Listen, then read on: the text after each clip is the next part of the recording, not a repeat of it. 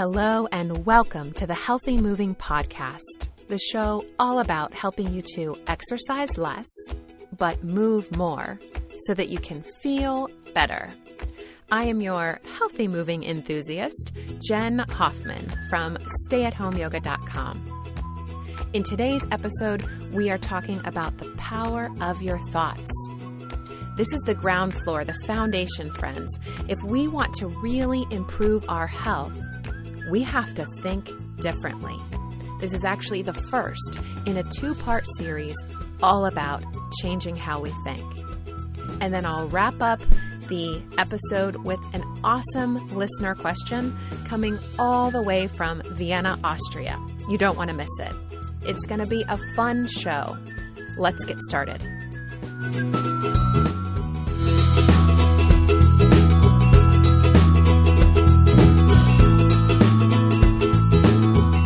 Have you heard? Your thoughts are important. What and how you think may be one of the greatest influences on your experience of life.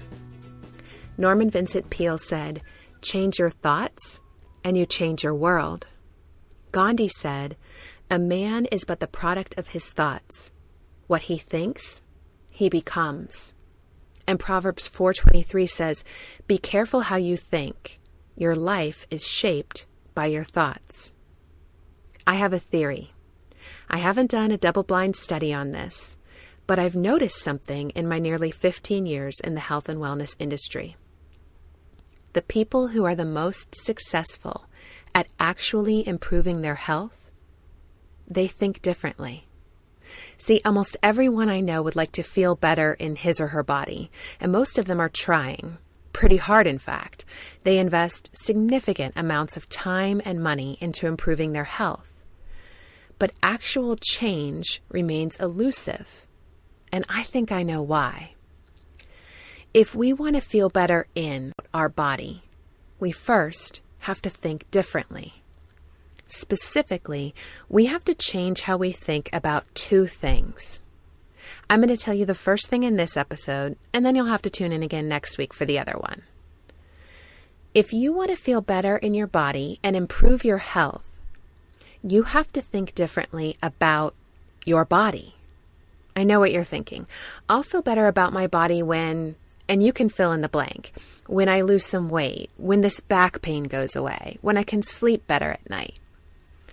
What if I told you that the best chance you have for losing that weight, relieving your back pain, sleeping better, or alleviating any other health concern you have right now is to first feel better about your body? And guess what else?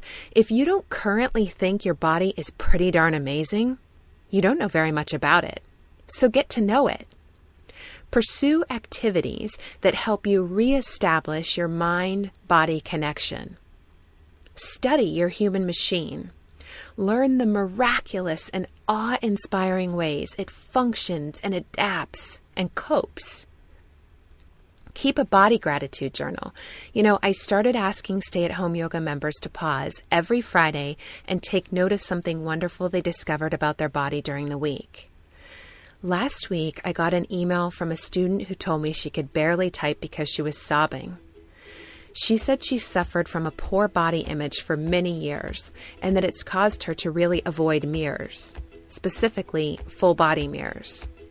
Well, the Friday moment of body appreciation had motivated her to head to the mirror on the back of her closet door. She said she was sobbing because when she looked in the mirror, what she saw was an amazing, hard-working, beautiful body. I can barely tell you that story without sobbing myself. You can't fake this. You have to actually see it, believe it, think it. Your body is amazing. Thinking differently about your body is the first step toward improving how you feel in it. If you need help with this, head on over to stayathomeyoga.com/support. Join our next challenge group. I'm passionate about helping you feel better in your body so that your health doesn't keep you from doing the work you were built to do. All right, next up, this week's question and answer.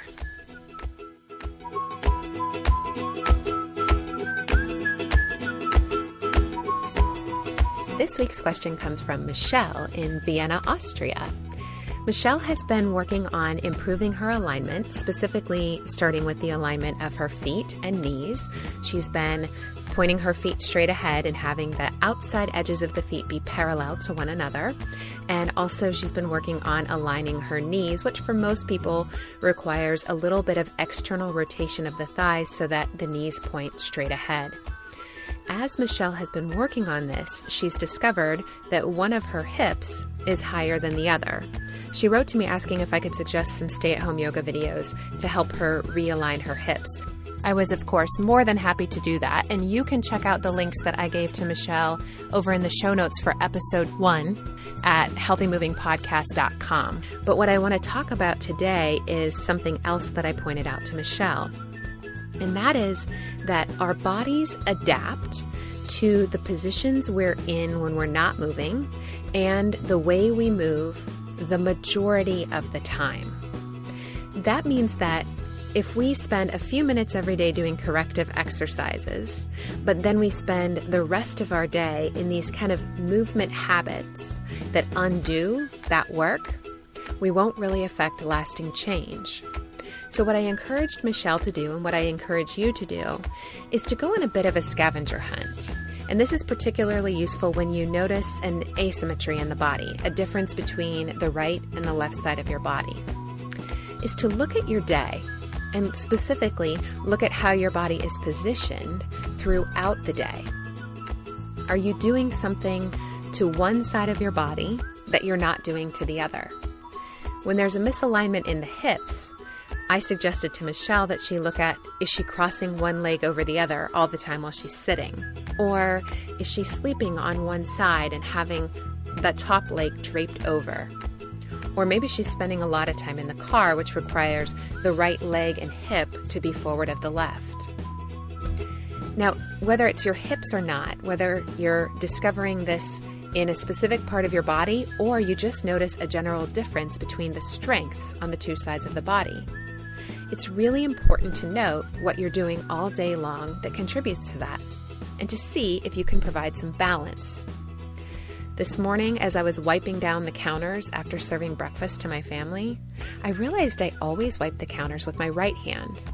So I moved the rag to my left hand and began to wipe. It was quite a bit more challenging and it did take a little bit longer. But it's those little changes that we make that can help bring a balance between the right and the left side of our body that is essential for our health and well-being. So do a little exploration this week. Notice how you're moving. Notice what you can do differently to allow a more evenness between the right and the left side of your body. Have fun with it. I want to once again make sure you know I appreciate you so much for listening. If you enjoyed the show and found this helpful, please head over to iTunes and subscribe, rate, and review. You can find the show notes and links to join me every month for a free live class over at healthymovingpodcast.com. And if you have a question you'd like me to answer on air, or maybe you want to tell me about your healthy moving journey, call me at 201-580-MOVE, or just click the Leave Me a Message link in the show notes. It would absolutely make my heart so happy to hear from you. As always, help me start a healthy moving revolution. Tell your friends about the show. There's Facebook and Twitter links right on the site to make it super easy for you. I am so grateful for you. Have an amazing week and keep moving, friends.